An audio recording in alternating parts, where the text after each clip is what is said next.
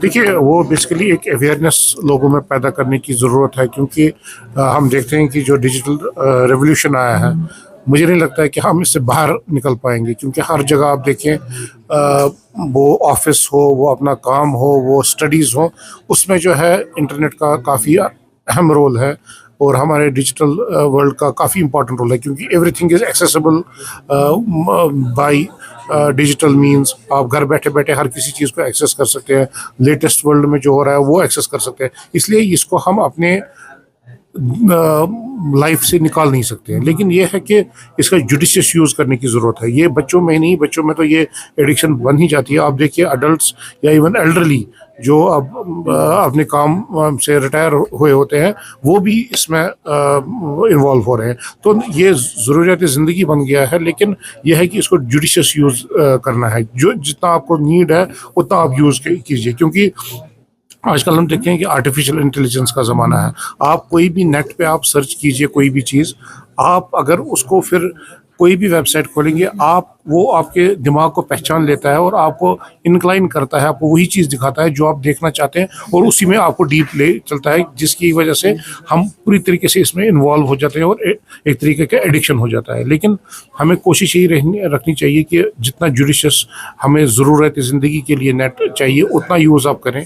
और स्पेशली जो हमारे बच्चे हैं या एडोलेसेंट्स हैं, जो इसका मिसयूज़ कर सकते हैं बाय डिफरेंट मीन, उसको हम रेगुलेट कर सकते हैं, क्योंकि specially under the age of 18 अगर आप सिंपल रेगुलेट करें इनका स्क्रीन टाइम और क्या कंटेंट ये वॉच कर रहे हैं, वो ज़्यादा ज़रूरी है। स्क्रीन टाइम आप simple by using parental controls, आप अगर बच्चे को आप मोबाइल फ़ोन दे रहे हैं, आप उसको अपने फ़ोन के साथ लिंक कर सकते हैं, ताकि उसको हम रेगुलेट करें कि वो एक दिन में कितने टाइम तक वो फ़ोन यूज़ कर सकता है। या इवन आप उसको कंटेंट, वो क्या उसको देखना चाहिए, क्या नहीं देखना चाहिए, वो भी आप अपने फ़ोन से रेगुलेट कर सकते हैं। इसी को लोगों में अवेयरनेस करने की ज़रूरत है कि ऐसी चीज़ें भी इंटरनेट में अवेलेबल है। फॉर एग्ज़ाम्पल, आप पेरेंट्स हैं, पेरेंट्स अपने फ़ोन से अगर बच्चे ने ऐसी कोई वेबसाइट खोली है जो उसको नहीं देखनी चाहिए, वो अगर आपके फ़ोन से लिंक्ड है, तो आपके फ़ोन पे एक नोटिफिकेशन आएगी कि आपका बच्चा इस गलत चीज़ को एक्सेस कर रहा है, और आप उसको रेगुलेट कर सकते हैं। तो ये बेसिकली यही अवेयरनेस करने की ज़रूरत है हमें मासेस में, ताकि इसका इंजुडिशियस यूज़ ना हो। देखिए, ये गौशा शिफाखाना जो यहाँ पे चालू हुआ है, ये लोगों की सर्विस के लिए इन्होंने बहुत मुनासिब दामों पे यहाँ पे टेस्ट डायग्नोस्टिक सेंटर अवेलेबल रखा है, जो as compare to market rates बहुत कम रेट्स पे, no profit no loss basis पे यहाँ पे काम कर रहे हैं। और मेडिसिन का भी मेरे ख्याल में है वो रीजनेबल रेट्स पे, यहाँ पे डिस्काउंटेड रेट्स पे अवेलेबल है। और इसी को प्रमोट करने के लिए हमने आज यहाँ पे एक फ्री मेडिकल कैंप मुनक़्क़द किया है, जिसमें हम जो मुस्तहिक़ लोग हैं उनको यहाँ पे फ्री ऑफ कॉस्ट एक कंसल्टेशन फराहम कर रहे हैं। और मेरे ख्याल में यहाँ पे इन्हें कुछ टेस्ट भी यहाँ पे फ्री ऑफ कॉस्ट अवेलेबल रखे हैं उन पेशेंट्स के लिए जो आज यहाँ पे कैंप में आ रहे हैं। किस तरह के पेशेंट सुबह से आपने देखे? देखिए, अभी चूँकि यहाँ पे मल्टीपल डॉक्टर्स हैं, मल्टीपल स्पेशलिटीज़ को बिलोंग करते हैं, तो मेरे ख्याल में हर तरीके के पेशेंट्स आ रहे हैं। लेकिन चूँकि हम शोबे चेस्ट से मुंसलिक हैं, तो हमारे पास तो वही जो रेस्पिरेटरी डिजीज़ के एसोसिएटेड पेशेंट्स हैं, अस्थमा के हो, COPD के हो, या upper lower respiratory tract infection के मरीज़ हो, हम तो उन्हीं पेशेंट्स को यहाँ पे देख रहे हैं। डॉक्टर साहब, as we have seen the climatic change, इससे लगा कि ज़्यादा ड्राइनेस जो कफनेस हुई है क्लाइमेटिक रीजंस की वजह से भी दमा वगैरह इस तरह के पेशेंट्स बढ़ गए। देखिए, ऑब्वियसली हमारा जो यहाँ पे कश्मीर की अगर हम बात करें, तो यहाँ पे आबो हवा ऐसा है जिसकी वजह से जो है रेस्पिरेटरी डिसऑर्डर्स है वो काफ़ी कॉमन होते हैं। वो आप अगर विंटर में देखें, तो विंटर में हम देखते हैं कि वायरल इन्फेक्शंस की तादाद जो है बहुत ज़्यादा बढ़ जाती है।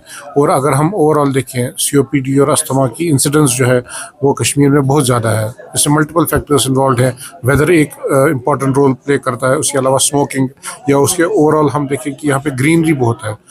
ग्रीनरी की वजह से हम देखते हैं कि पोलन का कंसनट्रेशन जो एटमॉस्फेयर में होती है वो काफ़ी ज़्यादा होती है, स्पेशली ड्यूरिंग स्प्रिंग सीजन।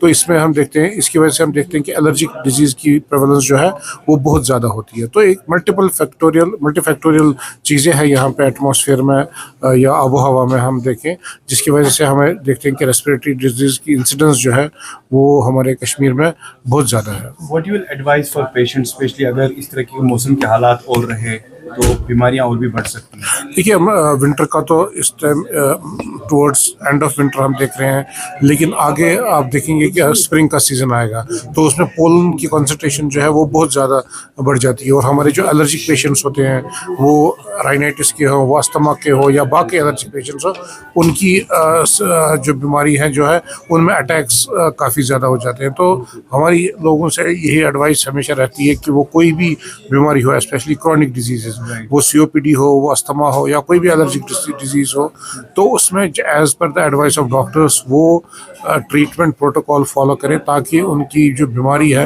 वो कंट्रोल में रहे, और जो अटैक्स होने का अंदेशा रहता है वो विंटर में हो या स्प्रिंग सीजन में हो, उसको हम मिनिमाइज करते हैं। क्योंकि अक्सर हम देखते हैं कि ऐसे पेशेंट्स उसी टाइम ट्रीटमेंट लेते हैं जब उनको प्रॉब्लम होती है, जब उनके सिम्टम्स आते हैं। लेकिन चूंकि ये बीमारियां, अस्थमा या COPD, एक कंटिन्यूसली बीमारी में मुबतला होते हैं पेशेंट्स, और जैसे शुगर का पेशेंट, ब्लड प्रेशर का पेशेंट होता है जिसको कंटिन्यूसली दवाई लेनी पड़ती है, तो ऐसे ही पेशेंट्स जो है वो ये अस्थमा के या COPD के पेशेंट्स होते हैं जिनको ट्रीटमेंट कंटिन्यूस बेसिस पे लेना पड़ता है, ताकि उनकी बीमारी जो है वो कंट्रोल में रहे।